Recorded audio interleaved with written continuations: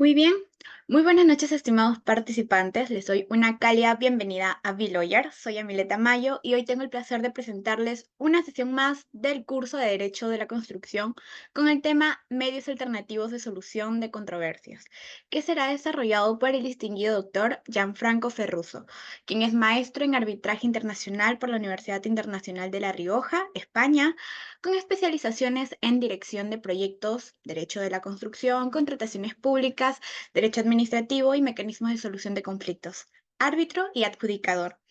Muy bien, estimados participantes que nos acompañan a través del aula virtual, aquí en la plataforma de Zoom y en las redes sociales a través de la transmisión en vivo, les recuerdo que pueden realizar sus preguntas y el doctor responderá como mejor disponga. Finalmente, estimado doctor, estamos honrados por contar con su presencia el día de hoy. Le agradecemos que haya aceptado nuestra invitación. Por otro lado, le cedo el uso de la palabra para que pueda iniciar con su presentación de hoy.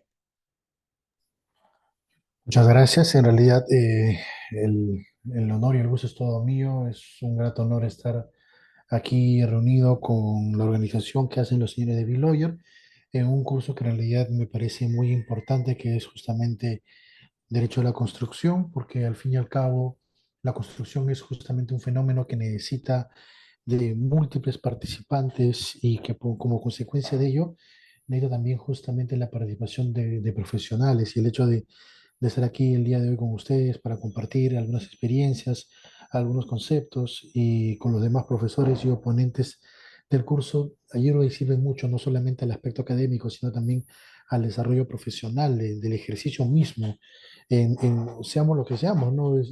De hecho, una de las facetas propias del derecho de la construcción es que tiene participación de grandes profesionales, ingenieros, arquitectos, directores de proyectos, abogados, así que siempre se aprende muchísimo de situaciones que por su propia naturaleza tienden a ser interdisciplinarias. Y bien, el día de hoy en realidad he sido convocado para poder hablar sobre un tema muy interesante que es la solución de controversias en construcción y hablar sobre la base de ello acerca de lo que son los mecanismos de solución de conflictos que pueden utilizarse en construcción. Entiendo que como parte de la metódica ya del curso, ya han tenido un módulo de arbitraje, con lo cual voy a tocar de repente algunos aspectos muy específicos del módulo para ya centrarme en otros tipos de mecanismos. Eh, y bueno, si tuvieran algún tipo de pregunta, con total normalidad y tranquilidad, pueden levantar la mano, pueden o hacerlo por el chat o por los medios que permita la plataforma, así como también para los que están en la transmisión. Hay un aspecto muy importante que debemos siempre tener presente porque va a permitirnos situarnos en el ambiente, que es justamente la naturaleza compleja y dinámica que tiene el sector construcción como un sector de desarrollo de proyectos, de ejecución de proyectos y por ende un caldo de cultivo para la generación de situaciones de conflicto. Hablamos justamente de conflictividad en el sector construcción porque al ser un foro donde coligen múltiples participantes, hay múltiples interesados y por ende hay múltiples intereses de por medio, tiende justamente en algún momento determinado a generarse alguna situación que puede ser entendida como conflicto. El primer punto de partida es justamente entender qué se entiende por conflicto. La definición de conflicto en realidad escapa de las definiciones legales que pudiera haber sobre el tema. De hecho, hay una especialización que es conocida como teoría de conflictos para los que deseen profundizar sobre el tema, que lo desarrollan bastante bien sociólogos, antropólogos, psicólogos, más que abogados en realidad, ¿no? Aunque bueno, he visto uno que otro libro escrito por abogados que me pareció bastante interesante, pero al menos esta rama de conocimiento que es la gestión de los conflictos tiende a ser muy multidisciplinaria también, por consecuencia, el enfoque que se le da para las definiciones no siempre tienden a ser legales. Y de hecho, la definición de conflicto es una de ellas, ¿no? Cuando uno estudia derecho, yo soy abogado de profesión, la conceptualización que uno tiene generalmente en la cabeza cuando escucha el término conflicto es siempre negativo. Siempre se entiende el conflicto como una situación que debería evitarse, pero en realidad cuando uno ya comienza a profundizar en temas relacionados a mecanismos de solución de conflictos y gestión de proyectos y también gestión o teorías de conflictos, va a ir entendiendo y comprendiendo que en realidad El conflicto per se no es malo y la definición que se tiene a veces de conflicto desde un punto de vista negativo puede llegar a solapar un aspecto importante del conflicto, que es que una situación de conflicto, que es una manifestación de una disconformidad respecto a una determinada situación en específico, tiende a ser un fenómeno de transformación. Y ese es el enfoque positivo que se da justamente al conflicto, el conflicto entendido como una situación o un fenómeno de cambio. Entonces, debemos siempre pensar desde una óptica muy objetiva y muy neutra, que cuando se procede a generar una situación de conflicto, hay que analizar si ese conflicto es positivo o negativo, porque no siempre per se va a ser un conflicto negativo. Ahora, ¿qué se entiende por conflicto? Acá recurro a una definición que me parece muy interesante, que es la definición que da el profesor peruano Carlos Castillo Rafael, que define al conflicto como una situación de tensión entre dos o más partes que entienden a sus intereses como contrapuestos o que verdaderamente sí están contrapuestos, porque puede caber la posibilidad de que efectivamente estemos ante un conflicto en la cual el interés de una persona sí va a colisionar directamente con la otra, que son los típicos conflictos materiales, en los cuales si yo necesito satisfacer una necesidad mediante la adquisición de un libro, por ejemplo, y solamente hay un único ejemplar, si yo lo adquiero y la otra parte también lo quiere, no va a poder satisfacer su necesidad porque justamente al ser un conflicto eminente material y físico, uno va a adquirirlo y el otro va a verse insatisfecho. Entonces, en ese tipo de conflictos sí podríamos evidenciar que hay una contraposición de intereses, pero a veces no siempre es así. A veces el conflicto puede ser simplemente sobre la base de un entendimiento de una contraposición de intereses. No siempre el conflicto es a suma cero. ¿Qué significa esto? Que si uno gana, el otro pierde.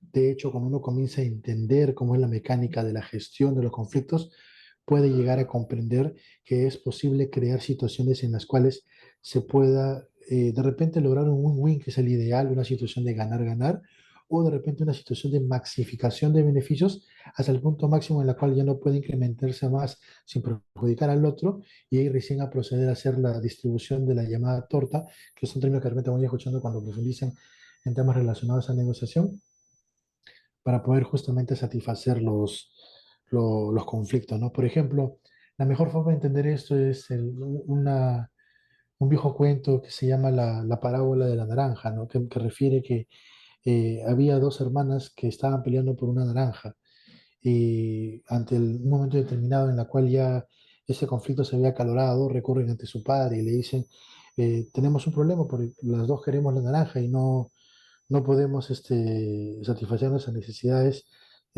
sobre la base de la misma. Necesitamos saber quién va a conseguir la naranja, ¿no? Entonces el padre muy sabio lo que comienza a preguntar es a la hija número uno, ¿tú para qué quieres la naranja? ¿No? Y ella dice, yo quiero la naranja porque quiero comer la naranja, porque tengo hambre y me gusta el sabor de la naranja. Y luego le pregunta a la segunda hija, ¿y tú para qué quieres la naranja, no? Y ella dice, bueno, en realidad yo no quiero la pulpa, yo lo que quiero es la cáscara, porque sobre la base de la cáscara puedo hacer que quede naranja, que es mi afán, que es lo que yo quiero hacer. Entonces, en ese tipo de situación, en este ejemplo, no es que haya un interés manifiestamente opuesto al otro, sino que hay un entendimiento de una situación que se cree que es contraria entre intereses de una parte y otra parte. Y eso es justamente lo que pasa con el conflicto. A veces sí vamos a estar ante una situación en la cual el interés sí está directamente opuesto al otro, pero a veces no, a veces simplemente es un mero entendimiento de que la situación de interés se contrapone, pero a través de fórmulas creativas, soluciones creativas, a través de la posibilidad de la creación de un ambiente donde justamente se pueda satisfacer de la mejor manera los conflictos, se puede lograr soluciones que puedan ser mutuamente satisfactivas para ambas partes, entendiendo la naturaleza de la necesidad o el interés que quieren satisfacer. Entonces, esa es la primera definición que deben darse con el día de hoy, ¿no? Que el conflicto es una situación de tensión sobre intereses de dos o más partes que están contrapuestos o a veces son entendidos como contrapuestos. ¿Quiénes lo entienden así? Las mismas partes. Y ya a través de la gestión de esos conflictos mediante los mecanismos de solución de conflictos se pueden dar cuenta de que no siempre es así. Ahora, enfocando esa conceptualización al ámbito del derecho de la construcción, que es lo que nos atañe el día de hoy, efectivamente, para poder ejecutar un proyecto de construcción, tenemos múltiples partes, múltiples personas, múltiples relaciones contractuales, si queremos verla también, porque tenemos justamente, dependiendo también el tipo de esquema que se haya optado para poder ejecutar un proyecto, podríamos tener una persona que se encarga del diseño del expediente técnico, que es justamente el proyectista, y luego vamos a tener un ejecutor, que es diferente, pero que al fin y al cabo también participan directamente respecto a una obra. Podemos tener también justamente al propio propietario, cliente de la obra, que es el que requiere la construcción. Podríamos también justamente tener un contrato paralelo a la ejecución, que va a ser el de supervisión, que se va a encargar de velar por la correcta ejecución del proyecto. Podríamos tener también, si es que, por ejemplo, para la ejecución del proyecto hay necesidad de apalancamientos financieros, tener un promotor financiero. Podríamos tener, van a poder encontrar un montón de participantes, ¿no? Lo que en gestión de proyectos se conoce como stakeholders o interesados, que son las personas que participan justamente en la ejecución directa o indirecta, con mayor participación o menor participación en la ejecución de un proyecto.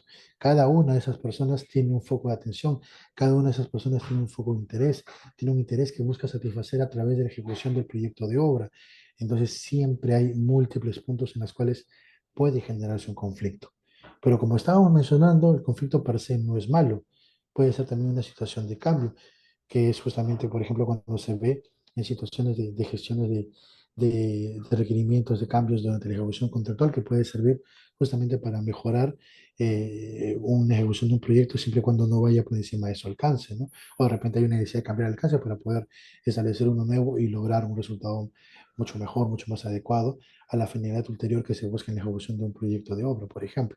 Entonces, toda esa situación puede conllevar a que al haber múltiples participantes y al haber múltiples intereses por cada uno de esos participantes, se genera una situación de conflicto. Ahora, ¿qué pasa? ¿Cómo se lleva a cabo la gestión de ese tipo de conflictos? Eh, la gestión de conflictos es un tema que es bastante complejo y bastante bonito. ¿Por qué? Porque muchas veces la gestión de conflictos se puede dar de manera extralegal, y eso lo vamos a ver justamente con los llamados mecanismos de solución de conflictos, ¿no? Un mecanismo de solución de conflictos es un modo, una forma que uno tiene para solucionar un determinado conflicto. Hay conflictos que por su naturaleza son más de procedimiento legal y hay otros que son de menos procedimiento legal, como por ejemplo los denominados procedimientos que se basan o se fundamentan en el diálogo, como por ejemplo el trato directo de negociación o la mediación y la conciliación, que son procedimientos que también son legal, por supuesto, porque tienen alguna norma o tienen algún aspecto vinculado al contrato que los regula, pero que su sustento está en un procedimiento mucho más amplio de posibilidad de utilización de técnicas, herramientas, estrategias que a veces sobrepasan a lo legal. Eh, Eso no significa que esté en contra de la normativa, ¿no? En realidad, siempre y cuando no hay una norma impositiva que establezca algún aspecto, se puede utilizar los mecanismos de solución de conflictos que mejor convengan. De hecho, inclusive si uno se pone a revisar el Código Civil inclusive le da la posibilidad de que las partes puedan establecer, por ejemplo, al azar como una forma de solucionar conflictos. Claro, un poquito complicado analizarlo de repente y establecerlo a nivel de contratos en un contrato de construcción, pero es válido, es una posibilidad inclusive que te da la misma normativa, ¿no? Pero en el caso de los mecanismos que vamos a ver el día de hoy, tenemos al trato directo, tenemos a la mediación o conciliación, que vamos a ver cuáles son sus diferencias, cuáles son sus similitudes, al menos en el caso peruano, ¿no? Porque a nivel extranjero van a encontrar de repente algunos teóricos que dan diferencias o similitudes, eh, en las cuales a veces se dibuja una delgada línea muy, muy, muy tenue, muy ploma, o a veces la línea parece que desapareciese, ¿no? En el arbitraje voy a mencionar algunas cositas muy específicas, porque ya lo mencionaron en la sesión que tuvieron con la doctora Rivero, y profundizar algunos aspectos de Dispute Board muy genéricos para la sesión del día de hoy. Pero llegado a este punto, ¿no? Hay un aspecto importante que sí deben tener presente. En los mecanismos de solución de conflictos hay dos grandes bloques. Hay bloques en los cuales la responsabilidad y el desarrollo del procedimiento de solución de conflictos recae en las mismas partes, y hay otro grupo, otro bloque en la cual la responsabilidad y la regulación del procedimiento de solución de conflictos recae en un tercero que generalmente es un tercero que impone la decisión. Entonces, y en algunos supuestos tenemos mecanismos mixtos que tienen algo de autocompositivo, algo de heterocompositivo, y que en su momento determinado ejercen de una forma y en otro momento terminan ejerciendo de otra forma, que son los mecanismos mixtos. Por ejemplo, en el caso del trato directo, la mediación, la conciliación, este es un mecanismo o son estos mecanismos los que se conocen como autocompositivos. ¿Por qué?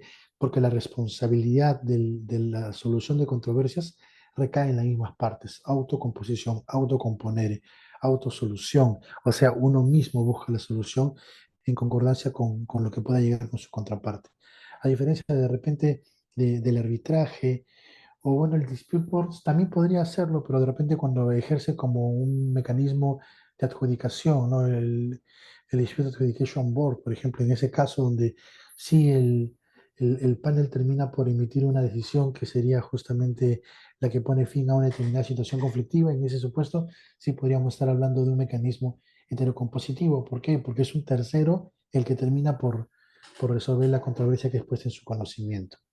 Ahora, entrando al primero de estos, al trato directo o negociación como mecanismo de solución de conflictos que válidamente podría pactarse a nivel contractual. Todos estos mecanismos pueden pactarse justo a nivel contractual en lo que se conoce como la cláusula de solución de controversias. E inclusive se puede pactar uno, se puede pactar dos, o se puede pactar la utilización de las que se estiman pertinente, dependiendo también la complejidad del propio proyecto, la complejidad de la dinámica que tienen las partes al momento de vincularse, y inclusive podrían establecerse lo que se conoce como cláusulas escalonadas. ¿Qué es esto?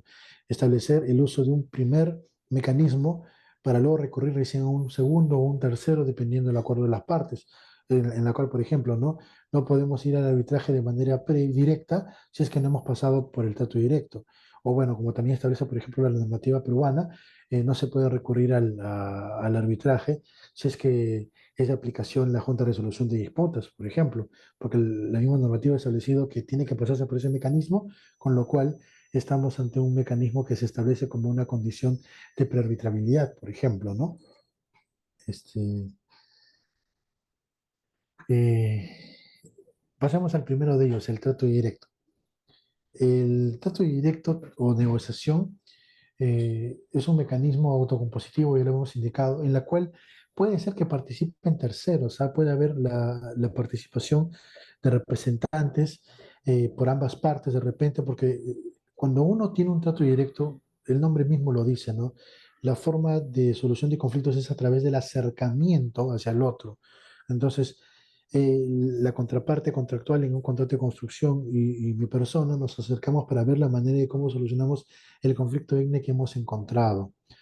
Pero puede ser que de repente yo no me sienta en la capacidad como una parte contractual que tiene una situación conflictiva con mi otra parte, de sentarme en una mesa a analizar, a evaluar, a resolver el conflicto, porque puede ser que de repente yo sea una persona que por mi propia formación tiendo a ser muy irascible o busco responsabilidades antes de ponerme a pensar cómo solucionar el problema, o simplemente de repente por estrategia no me conviene y puedo contratar a una persona que sea profesional en el tema, o de repente no tengo el tiempo suficiente necesario que tengo que darle para poder lograr una solución de este tipo de conflictos.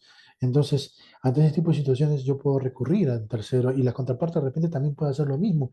Puede ser que también recurra a un tercero y a la final no seamos los que negociemos de manera directa A con B, sino por intermedio de representantes.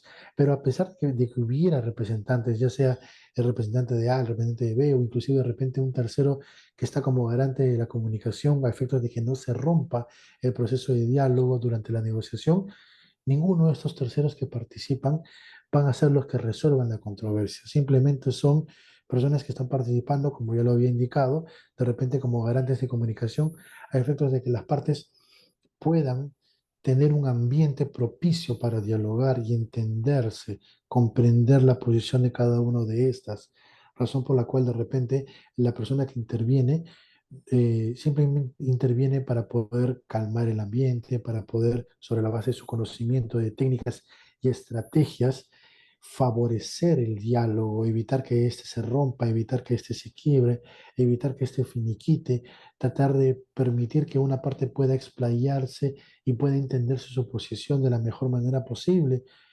Y justamente estos terceros participan simplemente para poder ser facilitadores, no para ser resolutores, no ellos no van a tener ninguna palabra ni una última palabra, sino que van a ser, para la cacofonía, representantes de los que han sido convocados. Ahora bien, aquí hay un aspecto muy importante, ¿no? Si uno considera propicio por estrategia, por tiempo, por temas de recursos, quizás negociar a través de un representante, el aspecto importante, prioritario que deben ustedes evaluar al momento de establecer ello es justamente el tema de los poderes que deberían ser válidamente pactados a nivel de, de la cláusula de solución de controversias en cualquier controversia que se genere sobre la base de la ejecución del presente contrato o su interpretación o algún aspecto vinculado a este de manera directa o indirecta, será resuelto mediante trato directo. Las partes podrán utilizar agentes o representantes para el trato directo. Sin embargo, dicho representante o agente deberá contar con los poderes a nivel notarial o deberá contar cuanto mínimo con una escritura pública a nivel notarial que tenga tales poderes. Ver la manera de cómo expresar de manera indubitable la existencia de que la persona que está participando en el trato directo tenga los poderes suficientes y necesarios para ser un tomador de decisión, porque si no puede pasar el hecho de que se sienten a negociar, las reuniones se propaguen en el tiempo y simplemente no se pueda llegar a ningún tipo de resultado final. ¿Por qué? Porque la persona que estaba en esa mesa de negociación no tiene los poderes suficientes y necesarios para poder tomar una decisión, sino que simplemente es un trasladador de información a la persona a la cual está representando. Y eso puede ser un modo también indirecto de alargar a veces de manera innecesaria este mecanismo para perjudicar al otro, conociendo de repente que la persona que está participando no va a poder tomar una decisión. Entonces hay que tener presente eso para no pasar ese mal rato, para no pasar ese tipo de situaciones en las cuales una vez se siente defraudado porque después de N tiempo negociando, te das cuenta que con el que estabas negociando no vas a poder llegar a ningún acuerdo, y no porque no quiera de repente, sino porque no puede, porque tiene las limitaciones de los poderes.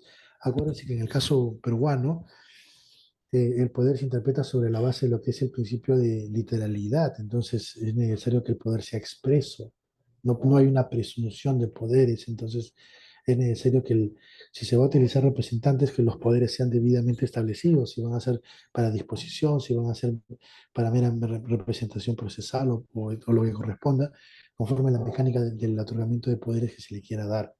Hay que tener presente ello, porque si no, puede ser que el procedimiento del trato directo le venga infructuoso. Otro aspecto importante que también debe analizarse y establecerse en la cláusula de solución de controversias es el tema del procedimiento, los plazos que se van a establecer. ¿Por qué? Porque si no, esto puede conllevar a dos cosas. El primer escenario, o el procedimiento se alarga de manera innecesaria y no se llega a ningún resultado, o el segundo, no se puede viabilizar el inicio del procedimiento. A veces simplemente hay cláusulas en las cuales dice, ¿no? Cualquier controversia que se genere en este contrato se tratará de manera previa por trato directo y luego no te dicen cómo inicia, cuándo se entiende que el trato directo ha comenzado, cómo se va a llevar a cabo el trato directo, vamos a reunirnos, dónde nos reunimos en tu oficina, en mi oficina, a través de abogados, en una zona neutral. Todo eso importa para que pueda ser efectivo el procedimiento de trato directo. A veces las partes miran y dicen, pucha, no hay cómo viabilizar esta cláusula y pasan al siguiente mecanismo, pero de repente, que puede ser un arbitraje, por ejemplo, ¿no? Pero cuando está en el arbitraje, una de las partes dicen no, y objetan el arbitraje porque justamente no se respetó la cláusula escalonada, porque no se siguió el trato directo de manera previa. Y uno revisa y dice, pero ¿y cómo llevo a cabo el procedimiento? Así que para evitar este tipo de situaciones en las cuales hay un entrampamiento ahí innecesario, un entrampamiento innecesario en la utilización de este mecanismo, la mejor fórmula es establecer el procedimiento, cuánto va a durar, cómo se va a extender los plazos, se necesita determinado acuerdo, qué se necesita hacer para entender que el trato directo ha comenzado, etcétera, etcétera. Y también importa bastante establecer cuál va a ser el resultado del mismo, ¿no? El trato directo, generalmente, dependiendo de su punto de vista teórico, el resultado va a ser el acta de la negociación, pero ahora, ¿qué es eso, no? Eso a nivel de ordenamiento jurídico peruano no existe, ¿no? Entonces, ¿cómo lo viabilizamos? qué instrumento legal podemos utilizar para poder lograr que el resultado que sea, el que se haya llegado, sea cual sea, pueda ser válido, pueda ser ejecutable en caso de incumplimientos. Entonces, en ese caso, las normas generales del ordenamiento civil te establecen que es justamente lo más próximo es lo que se conoce como la transacción, que es un acuerdo, un contrato justamente para poder solucionar determinados aspectos de una controversia, ¿no? Entonces, si es así, también conviene establecerlo en el contrato, ¿no? El, de llegar a un acuerdo, el acuerdo tendrá que tomar forma de transacción y tendrá que ser con firma legalizada, o de repente no, firma simple, basta, o de repente el acuerdo tendrá que ser de repente homologado mediante arbitraje, no sé, lo que las partes de repente estimen por conveniente, a efectos de también garantizar de que el resultado, sea cual sea, pueda ser ejecutable. Porque eso es lo que uno busca cuando está llegando a un acuerdo, ¿no? De que el acuerdo se pueda cumplir en caso de que haya un incumplimiento del cronograma o los acuerdos específicos que se hayan dado para su cumplimiento, ¿no? Así que hay que tener presente eso en lo que respecta al trato directo. En lo que respecta a la mediación-conciliación, este es un aspecto importante, ¿no? ¿Por qué? Porque la mediación no es una figura que esté regulada en nuestro ordenamiento. Hay algunas menciones en temas específicos, como en tema de salud, como en tema de consumidores, pero no tenemos una ley de mediación como sí sucede en otras partes del globo, pero nosotros sí tenemos una ley que regula la conciliación, por ejemplo. Y ahí viene un primer debate, ¿no? ¿Cuál es la diferencia entre la mediación y la conciliación? ¿Hay una diferencia real? ¿Es una diferencia meramente teórica? ¿Para qué sirve lo uno y lo otro? En ambos casos, en la mediación y en la conciliación, son mecanismos también autocompositivos porque son las partes las que van a llegar a un acuerdo, en las cuales interviene un tercero, sí, pero no es un resolutor, como ya lo hemos dicho, simplemente es un garante de la comunicación, que dicho sea de paso, es una persona que tiene mucho conocimiento sobre la situación conflictiva y también sobre la gestión de conflictos. Porque, por ejemplo, van a encontrar autores que hablen acerca de que la mediación o la conciliación son manifestaciones de la negociación asistida. Así lo van a encontrar, una negociación asistida, porque al fin y al cabo, la madre de todos los mecanismos siempre va a ser la negociación. Pero dice, no es una negociación asistida. ¿Por qué? Porque al fin y al cabo estamos yendo por un procedimiento ya logístico de la negociación a través de la intervención de un tercero, que es el garante comunicativo. Entonces, es una negociación asistida. Así lo van a encontrar en algunos autores teóricos sobre el tema. Entonces, ¿en dónde está la diferencia, no? Bueno, la diferencia, si lo vemos desde un punto de vista de regulación normativa, encontramos que la mediación en el caso peruano es un procedimiento informal, a diferencia de la conciliación, que es un procedimiento eminentemente formal. Formal en el sentido porque hay una regulación que establece cómo debe llevarse a cabo el procedimiento, cómo debe iniciar el procedimiento, qué debe contener el documento que inicia el procedimiento, cómo debe llevarse a cabo una audiencia, cuánto puede durar la audiencia, cómo debe estar o qué contenido debe tener el acta, que es el resultado final de la conciliación. Todos esos aspectos de regulación están justamente en la normativa de la ley de conciliación 26872, si no me falla la memoria, la ley. Aquí es un aspecto importante, ¿no? O sea, tenemos una regulación sobre cómo debe seguirse el procedimiento conciliatorio y no han faltado críticas al respecto. ¿Por qué? Porque los mecanismos de mediación y conciliación, así como la negociación, son mecanismos que se subyacen, que se sustentan en estrategias y fórmulas basadas en el diálogo. Y al ser estrategias basadas en el diálogo, son estrategias que no pueden encasillarse en fórmulas muy paramétricas de la normativa, porque justamente le resta ese valor creativo que, por ejemplo, la conciliación tiene tanta regulación, y eso es una crítica muy personal, porque yo también soy conciliador, este, tiene tanta regulación, tanta sobreregulación, que muchas veces crea conciliadores temerosos de realizar determinados actos o de salirse de los parámetros de la norma por justamente el temor a la sanción, el tema de las sanciones, que para eso sí el ministerio cumple mucho su función y persigue bastante a los conciliadores, termina por afectar justamente la capacidad que tiene. He visto inclusive conciliaciones en las cuales, a pesar de que la norma te dice eh, que la audiencia única puede ampliarse sobre la base del acuerdo de las partes, no te dice cuántas veces, no te dice una, dos, tres, cuatro, cinco. Yo he tenido conciliaciones, claro, privadas, en las cuales hemos ampliado la audiencia de conciliación seis, siete veces, claro, obviamente reconociendo algún tipo de costo adicional al conciliador, porque también es parte de su trabajo, es parte de los honorarios que cobra como conciliador. Y en materia de conflictos públicos, también he visto casos en los cuales se han ampliado tres, cuatro veces, porque a veces se necesita tiempo para poder lograr un resultado, de tener un documento que permita la conciliación. Pero he visto casos en los cuales los conciliadores dicen, no, solamente se puede llevar a cabo dos audiencias, y uno le pregunta, pero ¿por qué? ¿No? Si la norma no te establece una limitación para establecer la cantidad de audiencias. Y dice, no, sí, pero lo que pasa está de que en los cuadernos y registros que tenemos para poder informar hasta dos o tres, y si son más de eso, ¿dónde lo informo? Y después va a venir el ministerio y me va a decir que estoy yendo de manera infinita el procedimiento, y eso no está en la norma. Y ese tipo de temores absurdos caemos a veces cuando tenemos una sobreregulación sobre un mecanismo, ¿no? Porque acuérdense que los mecanismos de solución de conflictos son para eso, ¿no? Para solucionar un conflicto. Es una vía, es un camino que uno toma porque lo considera adecuado. Y si va a tener sobreregulaciones, eh, no funciona, ¿no? Ahora, si tampoco tiene ningún tipo de regulación, tampoco funciona. Eso es lo que pasa con el caso de la mediación. La gente no usa la mediación no porque sea mala, es un buen mecanismo, sino que no lo usa porque uno no la conoce.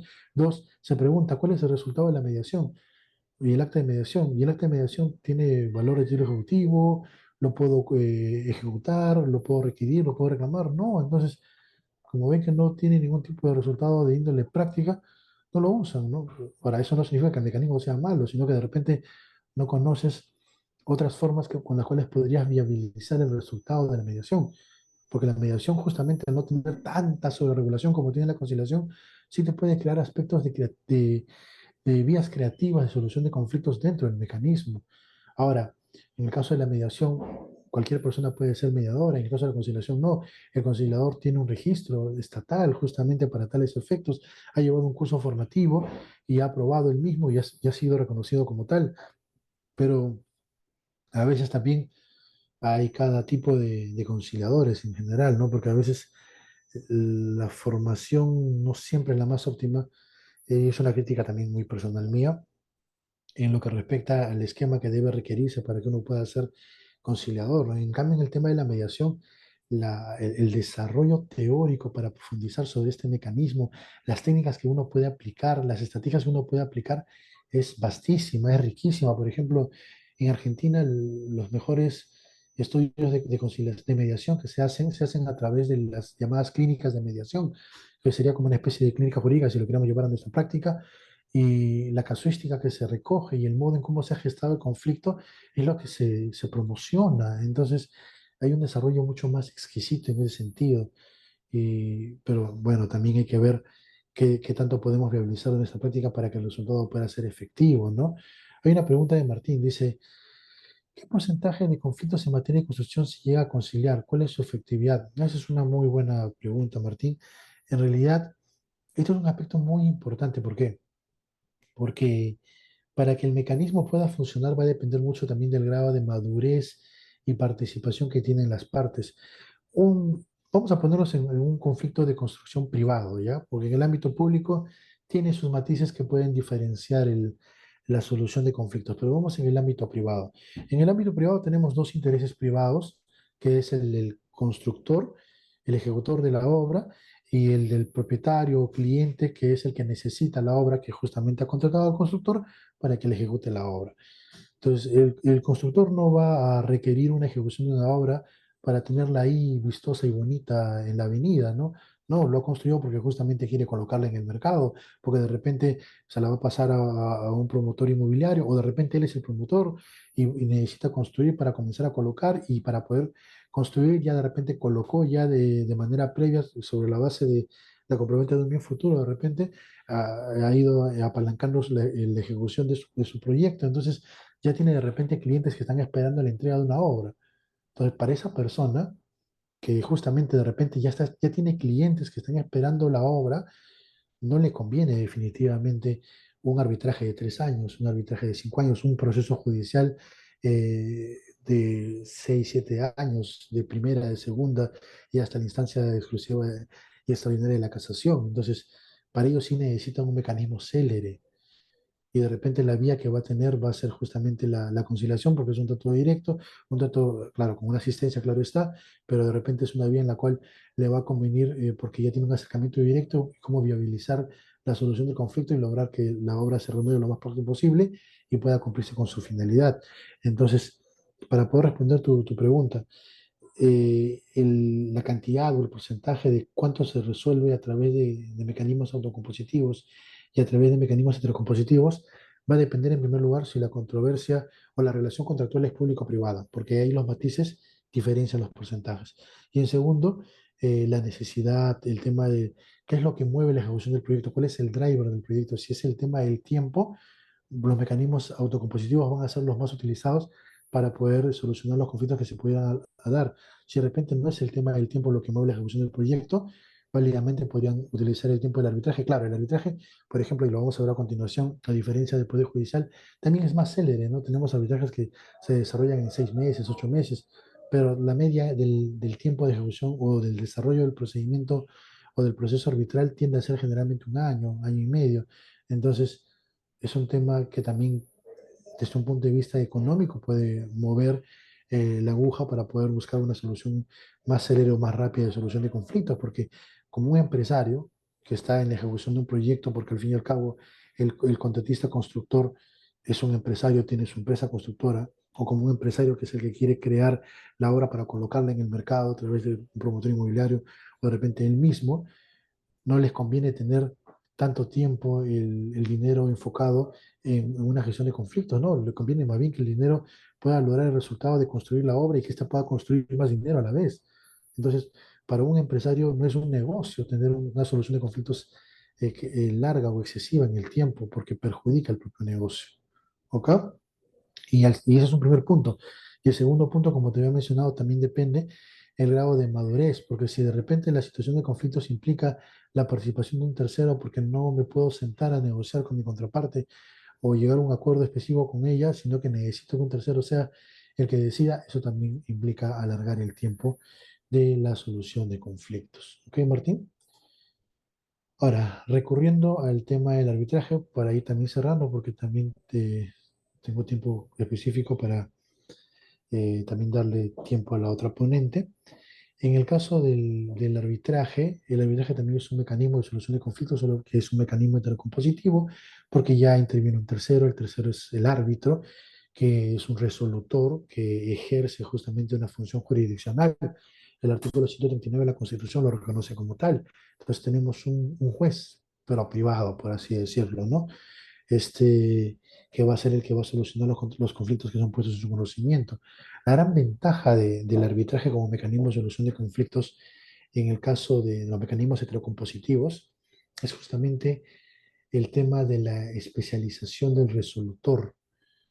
¿Por qué? Porque cuando estamos ante una solución de conflictos en el Poder Judicial, la solución tiende a ser bastante todista, ¿no? Porque el juez es una persona que definitivamente es muy capa, muy especializada para solucionar todos los temas. Y eso también es un tema, ¿no? Porque si sabes de todo, sabes mucho de todo, ¿no? Y poco de lo específico. Entonces, y esa es la diferencia con el arbitraje, ¿no? Porque el arbitraje te permite contratar personas especializadas como tus resolutores.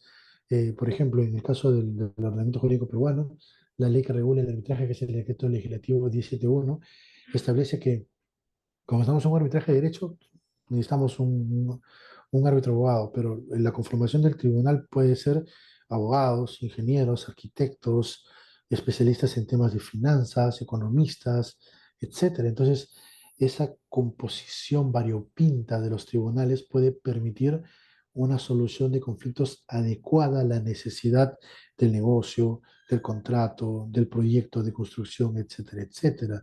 Y de hecho, cuando hay tribunales compuestos con componentes técnicos, ingenieros, arquitectos, más aún los temas vinculados a obras, sea pública o sea privada, la calidad de la resolución del conflicto a través del laudo, que es el resultado final del arbitraje, es muy compleja, es muy bonita, es muy completa también, con lo cual se busca una solución de conflictos especializada, a diferencia de la vía general del Poder Judicial, ¿no?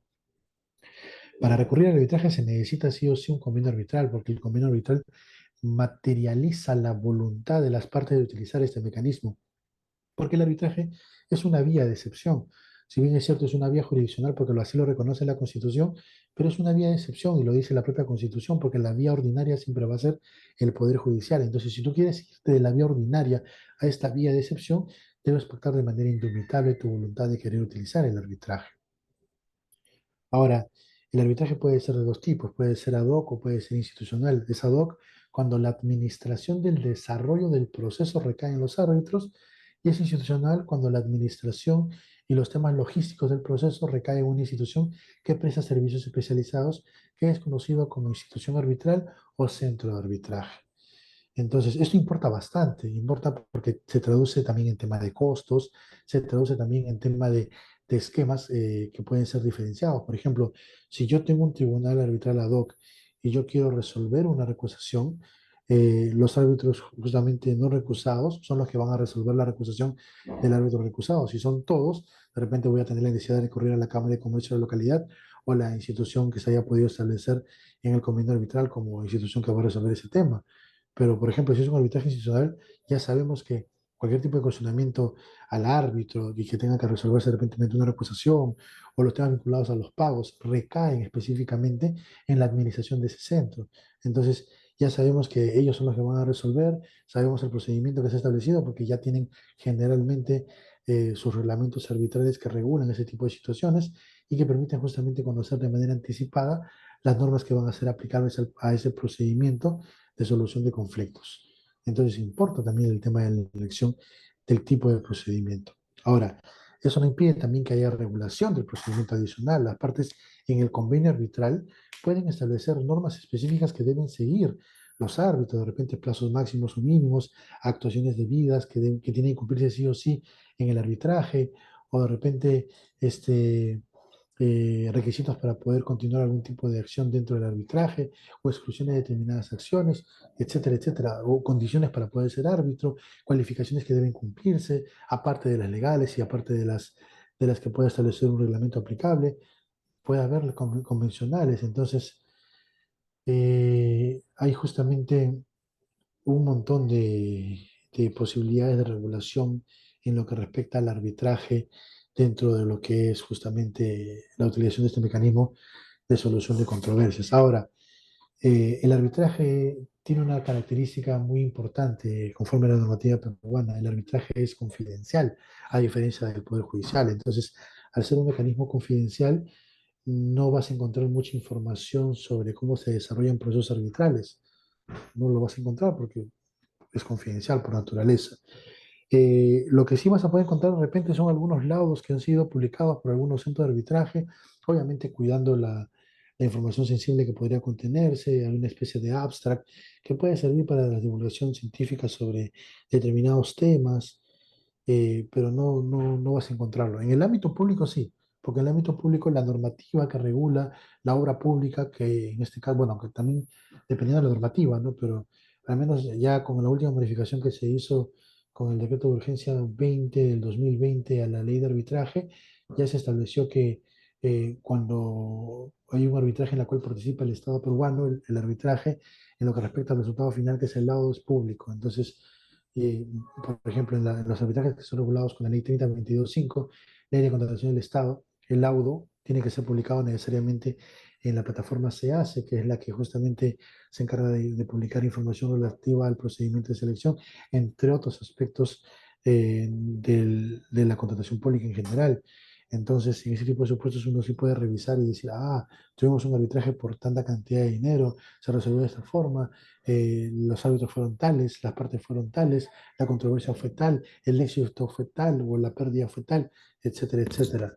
Entonces, la información en ese sentido que se puede evaluar a veces generalmente tiende a ser más pública que privada por la característica diferenciadora de que el arbitraje en materia privada es confidencial. Entonces, es un aspecto que debes tener presente también, Martín, ha tenido tu consulta. Ahora, el último mecanismo, que es el tema del... Hay una pregunta de que le dice, en los dichos ocultos en contratos de obra, la conciliación y el arbitraje no resulta mecanismo largo, no es mejor hacer un peritaje. Qué interesante pregunta, Kelly. En realidad, el peritaje también puede ser entendido como un mecanismo de solución de conflictos, solamente que la diferencia radica en que a veces los peritajes tienden a entenderse y utilizarse más en temas prácticos como un insumo para, si yo desarrollo un peritaje, de repente la contraparte tiene un contraperitaje y de repente se necesita la necesidad de que haya un tercero dirimente de esos peritajes técnicos. Entonces, ¿quién hace esa diligencia? Es por eso que en la práctica a veces se tienden a utilizar como insumos para un arbitraje. No, puede ser también un insumo para una conciliación, ¿no? En la cual, oye, si yo ya me estoy acercando para negociar contigo asistidamente la situación conflictiva N y tengo un peritaje que dice que hay un aspecto de un incumplimiento técnico que está materializado de esta forma, puede servir como un insumo disuasorio para tomar una decisión, claro que sí, pero en la práctica son pocas las veces en las cuales una parte dice una situación conflictiva va a ser resuelta mediante un peritaje. Es válido, podrías hacerlo, de repente el CIP presta ese servicio, entonces de repente el Colegio Ingeniero del Perú, por ejemplo, podemos pactarlo válidamente en nuestro contrato y decir, ¿no? Oye, ante una controversia determinada tal, de índole técnica, de tal, de características, eh, se iniciará un peritaje para determinar, y lo que determina el peritaje va a ser el resultado de la división de conflicto. Entonces, si de repente el peritaje dice que efectivamente hay una responsabilidad del contratista, se tendrá que asumir. Si de repente es una responsabilidad que tenga que ser imputada al propietario de la obra, tendrá que asumirlo. ¿Podría ser una forma de utilizar como mecanismo de solución de conflictos? Sí, claro que sí. Pero como te mencionaba, generalmente en la práctica más bien se tiende a utilizar como insumo técnico de mucho valor probatorio, claro está, para sustentar una posición de una parte en una pretensión dentro de un arbitraje generalmente. ¿Ok? Ahora, el último mecanismo que es el mecanismo del dispute board, que ha sido tropicalizado en nuestra normativa de contratación pública, Ley 3022/5, como Junta de Resolución de Disputas, es un mecanismo muy interesante porque es un mecanismo de índole técnica en la cual los resolutores ejercen por momentos funciones preventivas y a veces por momentos funciones decisorias o resolutoras como tal. Entonces es un mecanismo mixto por su misma naturaleza, al menos la que hemos regulado, ¿no? Porque vamos a poder encontrar que en la tipología de este mecanismo puede haber tres grandes formas de que se manifieste, ¿no? Un autor, que el arquitecto Cyril Char, tiene un libro que habla justamente sobre el dispute board y señala que pueden ser de tres tipos, que de hecho son los tipos que también fueron acogidos por la Cámara de Comercio Internacional en su reglamento de dispute board, ¿no? En la cual señala que el dispute board puede ser un dispute review board, o puede ser un dispute adjudication board, o puede ser un combined dispute board. En buen cristiano, ¿no? O sea, puede ser un panel técnico que solo revisa situaciones conflictivas, que es el dispute review, o puede ser un panel técnico que decide, que adjudica, que pone fin a una determinada controversia mediante un dispute adjudication, o puede ser un panel que revisa y también decide, que es el Combined Dispute Board. Entonces, en el caso peruano, nosotros hemos regulado más bien el Combined Dispute Board, pero lo hemos llamado como Junta de Resolución de Disputas, ¿no? Porque hemos traducido la terminología Board, panel, junta, dispute, controversia o disputa, y adjudication, como no es una figura ni un mecanismo tampoco propio a nuestra naturaleza del siglo, lo hemos establecido como resolución. Entonces, la Junta de Resolución de Disputas es una traducción del Dispute Adjudication Board, pero en realidad la naturaleza de la JRD en el caso peruano es ser tanto preventivo como adjudicativo, ser tanto revisor como adjudicativo, razón por la cual prácticamente es un Combined Dispute Board con el nombre de Dispute Adjudication Board. ¿Por qué es importante esta diferenciación? O sea, parece meramente teórica. Sí, parece meramente teórica, pero en la práctica internacional, el establecimiento del tipo de dispute board que se utiliza sirve para la misión que va a cumplir el miembro del panel. Si yo he elegido un dispute review board, ese panel técnico o ese adjudicador único, o bueno, no adjudicador, sino ese miembro único del panel va a emitir recomendaciones y la recomendación es justamente un modo o un insumo para una toma de decisión, porque la recomendación no es vinculante, no decide. Lo que decide es, valga la cacofonía, la decisión que la emite el Dispute Adjudication Board. Entonces, ahora, aquí hay un aspecto importante, ¿no? Si yo elegí un Dispute Review Board, ese miembro único o ese panel técnico no va a emitir de decisiones porque no fue convocado para tales efectos, no fue contratado para ello. La misión que va a cumplir es meramente revisora. Si yo tengo un Dispute Adjudication Board, el dispute o el DAP va a decidir controversias, va a resolver mediante emisión de decisiones. Entonces, él no puede ser utilizado para justamente situaciones de absolución de consultas informales o mediante emisión de recomendaciones, porque justamente su misión ha sido especificada desde el inicio de... Es un aspecto importante. Por eso que la tipología importa, al menos en la práctica internacional, ¿no? Este, más que un mero desarrollo teórico. Ahora, acá hay un aspecto importante también, ¿no? Es las ventajas que tiene el Dispute Board están orientadas a que como el Dispute Board se tiende a constituir desde el inicio de la ejecución de la obra, da un acompañamiento real a la misma, continuo a la misma, conoce la obra desde su origen, tiene una intervención temprana en la situación conflictiva, tiene una naturaleza preventiva, porque lo que busca es acercar a las partes a una solución que pueda ser óptima y objetiva desde el punto de vista de la ejecución del proyecto.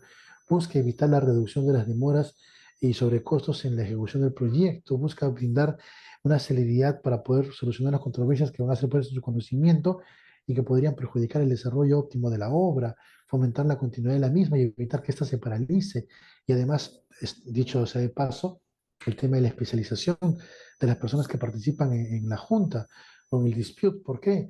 Porque, por ejemplo, en el caso de la normativa peruana, si tenemos un miembro único de un panel o un panel técnico de tres, el adjudicador único, mal llamado adjudicador único, el miembro único del panel o el presidente del panel técnico, tiene que ser necesariamente ingeniero o arquitecto, como dice la normativa, ¿no? Entonces, su componente técnico está garantizado en el sentido de tener profesionales que saben del proceso constructivo, que conocen de obra, que conocen de los aspectos técnicos que se requieren para tales efectos.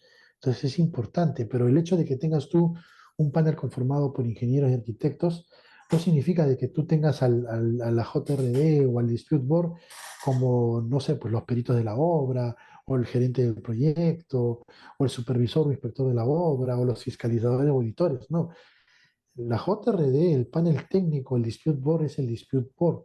Es una persona que acompaña la ejecución de la obra y está para solucionar los conflictos que son puestos en su conocimiento y para sacar a la parte cuando también ha sido requerido a través de su función preventiva. No es un árbitro, no es un adjudicador, no es un conciliador, no es un mediador, no es el project management, no es un perito. Es una función diferenciada, tengan presente ello. A veces en la práctica uno dice, oye, pero si yo tengo un dispute board, ¿por qué ellos no emiten un peritaje? Porque no han sido contratados para ser peritos. O sea, se podrá ser ingeniero, podrá ser arquitecto, pero no es el perito de la obra, es el miembro del panel. Ha sido contratado para ser justamente el consultor de esa obra en el sentido de que está allí porque ha sido contratado para darle seguimiento a la misma, desde el inicio de la misma. Entonces, tengan presente ese tema de la finalidad que se persigue a efectos de no confundir la naturaleza del resultado que se consigue con el dispute board. Y dicho sea de paso, ¿no? Más aún ahora que de repente estamos próximos a que salga ya la nueva normativa de contratación pública, va a haber también cambios interesantes en lo que respecta a la figura de la Junta de Resolución de Disputas, eh, en el caso de la obra pública peruana, ¿no? Porque se resalta aún más el carácter preventivo que tiene la JRD, que ahora va a cambiar de nombre porque ahora va a ser Junta de Prevención y Resolución de Conflictos o de Disputas, como lo dice la normativa actual, entre otros aspectos, porque también eh, promueve ese carácter preventivo de acercamiento y de especialización que deben tener esas personas que participan en el panel técnico. Y bien, con ello estaría concluyendo la sesión porque entiendo que dura solamente una hora. Igual creo que hay una pregunta y con eso estaría concluyendo, que señala, las empresas constructoras en qué caso, bajo qué razones podrían elegir un arbitraje en el extranjero para solucionar un conflicto privado. Bueno, en realidad el arbitraje puede ser nacional o internacional en el sentido de dónde está la sede, ¿no? El tema de la elección de la sede también trae como consecuencia el encarecimiento de costos, que es un aspecto importante que también tiene que analizarse, pero también la normativa aplicable, ¿no? Porque generalmente la sede tiende a establecer, salvo que haya una norma regulación diferenciada expresa en el contrato, las normas con las cuales se van a revisar el procedimiento o de repente algún aspecto vinculado al resultado final del arbitraje, que es el laudo, cuando queremos evaluar de repente una anulación, que va a ser con la norma de la sede. Entonces, salvo que haya una regulación diferenciada de las partes, ¿no? Entonces, importa bastante ello, pero fuera de ello, las partes podrían optar de repente a utilizar un arbitraje internacional cuando de repente quieren establecer un foro neutral y distinto de los domicilios de las partes. No puede ser que de repente estamos en un caso en el cual el cliente es un peruano, pero el constructor es un extranjero, colombiano, por ejemplo, y dice, ¿sabes qué? No queremos ir ni a Perú ni a Colombia y creamos un foro neutral y vayamos a Estados Unidos, a Miami, y esa va a ser la sede del arbitraje.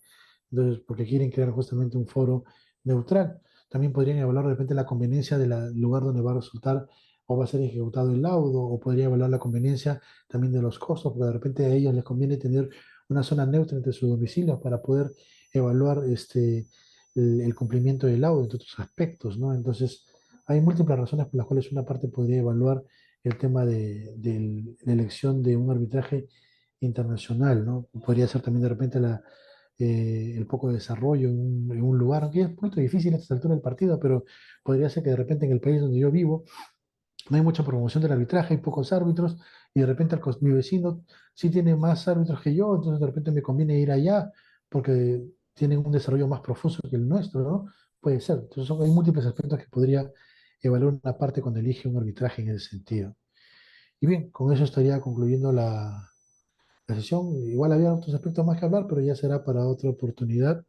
Y con eso estaría concluyendo, no sin antes agradecer a los señores de Biloyer por la oportunidad prestada el día de hoy. Quedo atento a las preguntas que hubieran. Muchas gracias. Hasta una próxima oportunidad. Bien, muchas gracias, doctor, por su excelente ponencia. Como dijo, solamente dura una hora la sesión, pero de igual forma le extendemos nuestra total gratitud por su participación en este curso. De verdad, su conocimiento y experiencia han sido bastante enriquecedores para todos. Esperamos contar con usted en futuros eventos académicos y muchísimas gracias, doctor. Un gusto, muchas gracias. Listo, muchas gracias. Bien, estimados participantes, con ello hemos finalizado la primera sesión que se tenía programada para el día de hoy. En breve se estará realizando la segunda. Vamos a esperar. Así que muchísimas gracias.